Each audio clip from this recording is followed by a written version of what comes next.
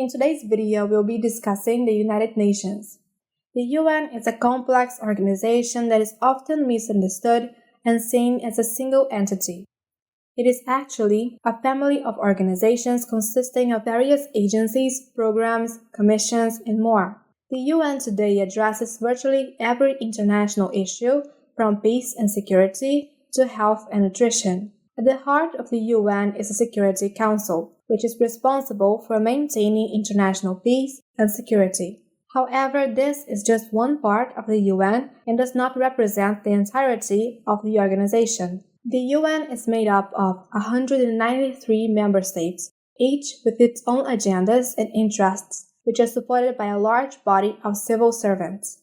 The UN has evolved greatly over its years of existence and has become more than just the sum of its parts. Civil society and private sector actors are becoming more involved and visible in UN activities. The International Court of Justice is also a major player in the UN, playing a crucial role in adjudicating disputes between mid-sized states. The League of Nations, the precursor to the UN, failed to stop the expansionism of Japan, Italy, and Germany, which ultimately led to World War II. President Franklin D. Roosevelt and British Prime Minister Winston Churchill saw the need for a better and more effective international organization to ensure global peace and security. Roosevelt envisioned a world where the four major powers, the United States, Britain, Soviet Union, and China, would act as four policemen to provide security. The idea behind this was that if an aggressive country started to act out, a new global institution would stop them. This concept is called collective security, where states in a collective security arrangement agreed to respond together to an attack on one of their members in hopes that such an arrangement will deter potential aggressors. The US played a leading role in the establishment of the UN. The US State Department had already been developing plans for a new organization 2 years before the US entered World War II. Secretary of State Cordell Hull created an advisory committee on post-war foreign policy and a subcommittee to focus on international organizations. Leo Pasvalsky, a State Department official, played a crucial role in organizing and influencing draft charters, the latest of which was a basic frame of reference for the negotiations of what became the UN Charter. The main negotiations that crafted the UN Charter took place in two international conferences. The first conference was held at Durban Oaks in Washington, D.C., where the United States, Great Britain, the Soviet Union, and China negotiated the basic framework, structure, and functions of the UN. The following year, representatives of 46 governments met in San Francisco for 9 weeks to finish negotiating and ratifying the UN Charter. The conference was attended by over 5,000 people, including delegates and advisors, media, workers at the UN Secretariat, and many others. The conference resulted in the ratification of the UN Charter, which established the UN as a global organization dedicated to promoting peace, security, and cooperation. Now we'll discuss the United Nations Charter. The UN Charter is a treaty that outlines the goals and functions of the United Nations. It was signed by member states and serves as the UN's constituting agreement.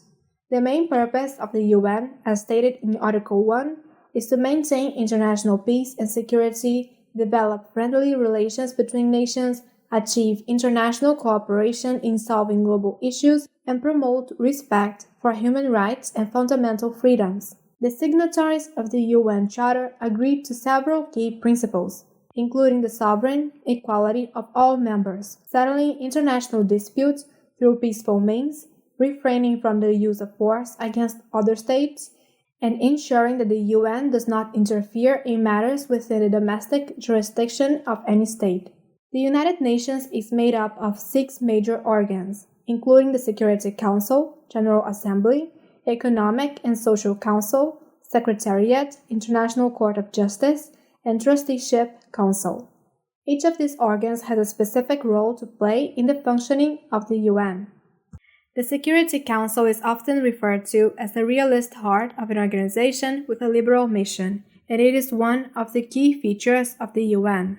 The Security Council was created to help manage global problems and ensure international peace and security. It is comprised of 5 permanent members: the United States, the United Kingdom, France, Russia, and China, who were selected based on their political and economic power after World War II. These 5 countries have the right to veto any proposed resolution, which gives them more power than any other members. The Security Council is also joined by 10 non-permanent members, who rotate every 2 years and are chosen along geographical lines. The Security Council has the power to meet at any time, and each member always has a representative at UN headquarters. When a complaint about a threat to peace is brought before the Security Council, it can take a number of steps to address the issue. This can include bringing the parties together, proposing principles for dispute resolution, or mediating the dispute itself. The Security Council can also request that the Secretary General try to help the parties reach a peaceful agreement. In addition to playing an advisory role, the Security Council also has the power to enforce peace through Chapter 7. This chapter allows the Security Council to use coercive power to enforce peace, including economic sanctions and interrupting transportation and communication linkages. If these actions don't work, the Security Council can also use military power to maintain or restore international peace and security. The most visible activity of the Security Council is peacekeeping. UN peacekeepers, or blue helmets, were first used in 1948 and have grown rapidly since the end of the Cold War, with over 50 new missions deployed.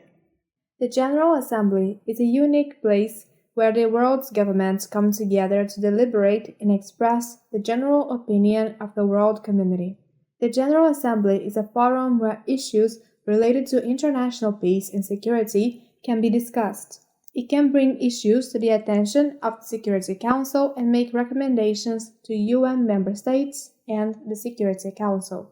The GA also initiates studies that promote international cooperation, approves the UN's budget, elects the rotating members of the Security Council, and appoints the UN's Secretary General. In 1950, the GA was given a larger role in maintaining international peace and security through the resolution Uniting for Peace. This resolution allows the GA to consider an act of aggression or other breaches of the peace if the Security Council fails to act, and make direct recommendations to member states on restoring peace. This resolution was used twice in November 1956 during the Korean War and the Soviet invasion of Hungary. However, over the years, the influence of the General Assembly has declined, and it is often criticized for being overly bureaucratic and inefficient. Its culture favors consensus, which can be difficult to achieve with 193 members at the table. The former UN Secretary General Kofi Annan recognized this in his 2005 report, Enlarger Freedom, and called for the General Assembly to narrow its agenda and procedures to focus on the major substantive issues of the day. The Economic and Social Council, or ECOSOC, was established by the UN Charter to focus on a range of international issues beyond security, such as economic, social, cultural, educational, health, and human rights matters. It has the power to make recommendations to the General Assembly, UN specialized agencies, and individual member states, and to organize international conferences and draft conventions. ECOSOC consists of 54 member states elected by the General Assembly for overlapping 3-year terms, divided among different regions. The Council holds its main session for 4 weeks in July, alternating between Geneva and New York. As a deliberative forum, ECOSOC provides a platform for discussion, research, and engagement with actors such as civil society and academics. However, it has a reputation for lacking a clear public profile and being perceived as irrelevant. This might be due to its behind-the-scenes functions, such as negotiating agreements for non-governmental organizations to interact with the UN. The Secretariat is the backbone of the UN, consisting of over 43,000 international civil servants from 186 different countries. These individuals are responsible for administering peacekeeping operations, conducting studies, translating documents, organizing conferences, and working with the international media, among many other things. The staff takes an oath of not seeking or receiving instructions from any government or authority outside the UN, ensuring that they remain neutral and impartial in the performance of their duties. Heading the Secretariat is the UN Secretary-General, the organization's chief administrative officer. The Secretary-General is responsible for running the UN, carrying out functions entrusted to him by various bodies, and bringing to the attention of the Security Council any matter that may threaten international peace and security. Despite the simple definition of the SG's role, it is widely agreed that the position is complex and demanding, with high international expectations. The advance of the Cold War brought new challenges to the UN and forced the Secretary-General to expand his role beyond just administration to diplomacy. The end of the Cold War created new demands for the Secretary-General, including the escalation of intrastate conflict. The International Court of Justice is the main judicial body of the United Nations and is located in The Hague, Netherlands.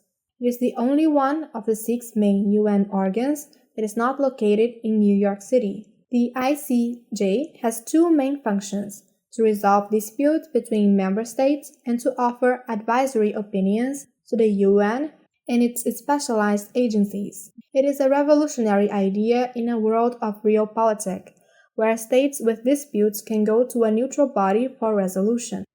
It is important to note that the International Court of Justice cannot try individuals and only states can bring cases to the court. The International Court of Justice has its roots in the Permanent Court of International Justice, set up in 1920 under the League of Nations. It replaced it and incorporated its doctrine, procedures, and even staff, but is also different in several ways. It has equal standing to the Security Council, General Assembly, and other primary UN bodies. In making decisions, the International Court of Justice uses various sources of international law, including treaties, international custom, general legal principles, and judicial decisions or teachings of legal scholars. If parties agree, the International Court of Justice can make a decision based on what is fair and equitable rather than existing international law. Throughout most of its history, it has not been at the forefront of solving interstate disputes, as powerful states often prefer to solve their own problems and not entrust them to a neutral body. Nevertheless, the International Court of Justice caseload has increased since the end of the Cold War, but it still faces the problem of lack of compulsory jurisdiction. Its statute tries to address this issue through the optional clause, but only 72 states out of 193 UN members have accepted it so far. However, states have indirectly agreed to its jurisdiction when they sign treaties containing clauses to submit disputes to the court. When a case comes before the court, the state submitting the case is the applicant and the other state is the respondent. The process consists of a written stage and an oral stage, and the court's decision is binding on the parties. The Trusteeship Council was established to administer the trust territories that were placed under its care and help these territories move towards self-government or independence. These territories were mainly colonies that were detached from enemy states following World War II or held under mandate since the League of Nations era. There were a total of 11 trust territories.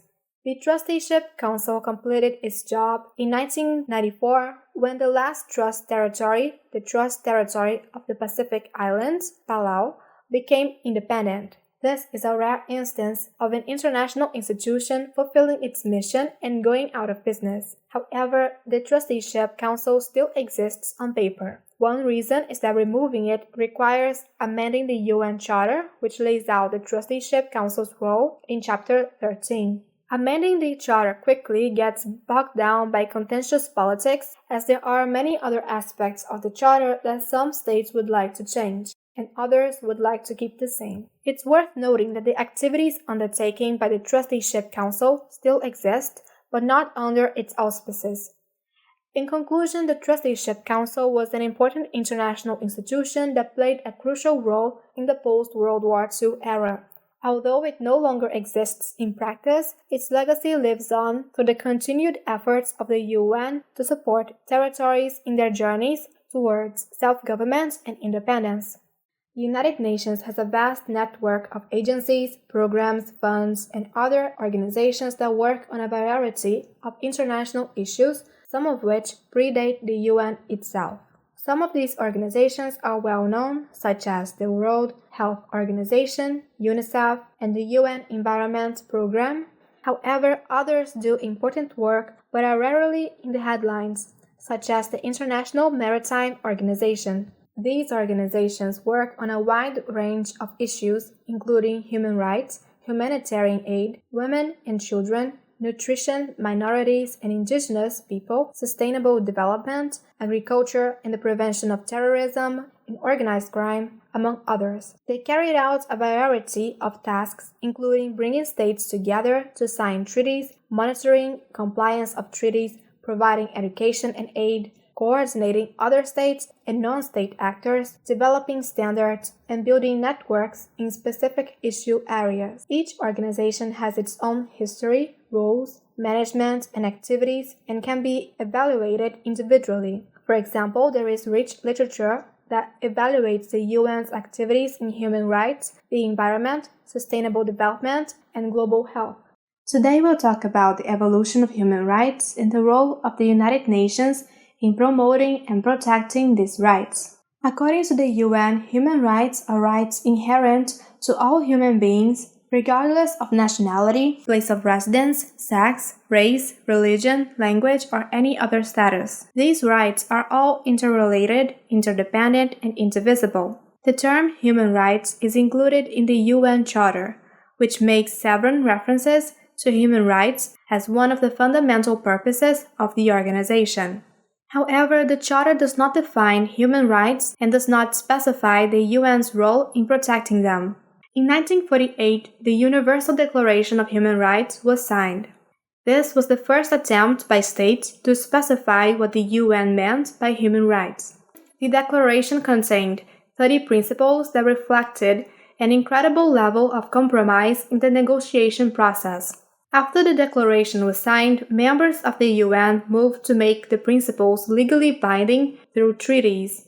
Today, there are over 25 UN human rights conventions, including treaties on the elimination of slavery, refugee status, genocide, the rights of children, and against torture. The UN has various mechanisms to address human rights, such as the Security Council, the High Commission for Human Rights, and the United Nations Human Rights Council. Although the UN's human rights machinery is impressive, the results have been mixed to poor. There is often a gap between the law on the books and the law in action, and states regularly oppose stronger action on human rights or engage in human rights abuses. The United Nations Human Rights Council was created to replace the former UN Commission on Human Rights.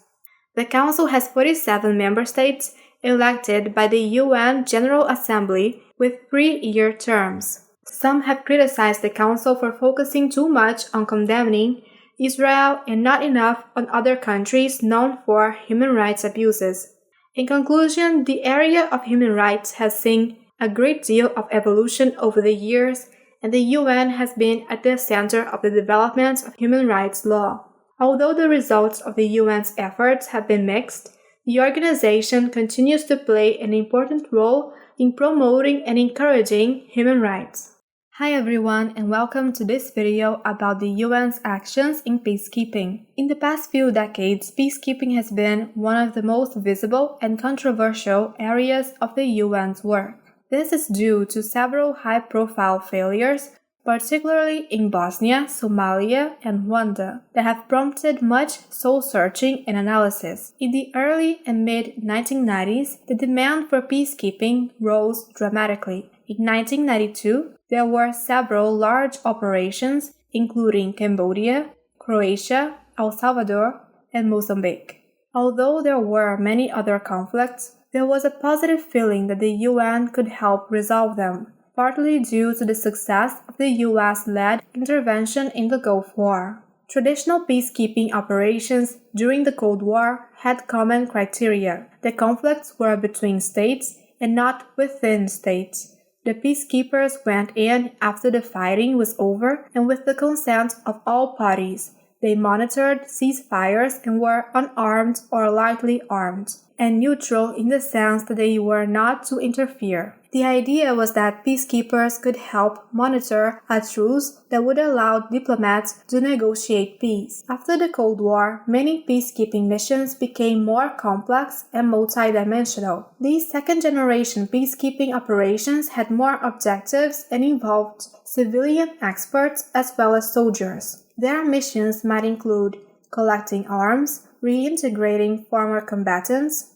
drafting and helping to implement peace treaties, reforming the police, and monitoring elections. The overarching idea is that these missions are not only maintaining peace and security, but also protecting civilians and human rights and helping the countries restore the rule of law. This change coincided with Boutros-Ghali's landmark report, Agenda for Peace, in 1992, and its 1995 supplement. In Agenda for Peace, Boutros-Ghali admitted that the UN had little power to address the 100 conflicts that had taken place since the UN's birth and resulted in around 20 million deaths. He presented the additional processes of preventative diplomacy, peacemaking, and post-conflict peacebuilding, as well as calling for peace-enforcing units. The most different from traditional peacekeeping are the third-generation operations, or what Boutros-Ghali called peace-enforcing. In these cases, the UN may go in without the consent of all parties. The disputes are intrastate, and the peacekeeping forces use force to implement a peace that not all parties have agreed to. These failed peacekeeping examples of Bosnia, Somalia, and Rwanda were all third-generation peacekeeping. Many analysts argue that they deeply damage the UN's reputation, showing it to be ineffective or worse. In these cases, a key dilemma for the UN has been whether to remain impartial or neutral.